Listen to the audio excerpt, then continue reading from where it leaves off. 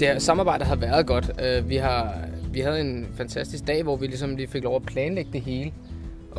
Og der fik vi lavet et forløb, og der fik vi også snakket os, at hvad er det Jan har i fokus, og hvad er det jeg har i fokus. Janniks kompetencer fra fritidsklubben, hvordan kan de komme over i skoleverdenen og omvendt? Det blev ret tydeligt, at Jan har selvfølgelig sin faglighed, og det skal han selvfølgelig også have, og jeg har meget med det sociale og, hvad kan man sige, trivsel i klassen.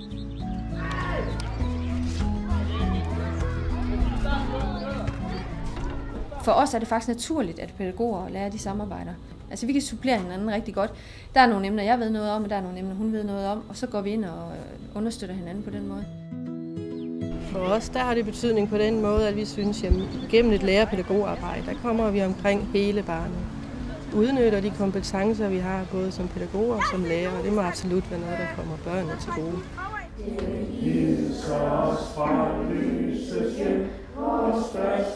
Altså den måned, det har kørt det her pilotforsøg, der har vi arbejdet med en barn og voksen som et overordnet emne. Og der har vi delt op i 3 faser.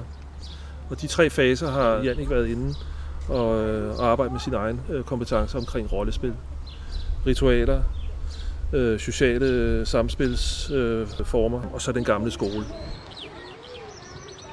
Vi lavede et rollespilscenarie, som foregik op på, hvad kan man sige, min hjemmebane, altså op på Bøgegården.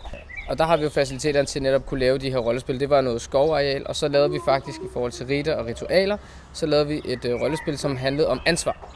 Så drenge og piger blev igen skilt lidt ad, og så skulle de ellers igennem nogle prøvelser, hvor de skulle tage ansvar for det, de selv skulle lære. De skulle lære at mestre en bue eller skyde med bue og stå i en skjoldmur. Så det var sådan lidt leg, men alt sammen med undertonerne af ansvar. Og de også lærer lidt om, hvad er mine begrænsninger lige i øjeblikket, og hvad er mine styrker lige nu i forhold til de andre. Hvornår er det i orden, at jeg bruger mine styrker, og hvornår skal jeg holde lidt igen med at bruge dem. Og til sidst, når dagen rundede af, så havde vi faktisk fundet dagens høvding. Og det sagde børnene selv, eller de unge selv, at det har været rigtig, rigtig fedt. Føler, at vi kom meget tættere på hinanden som klasse, og det er fedt, at vi havde oplevet noget sammen. Det var de, da vi evaluerede med dem bagefter, det var de svar, de gav.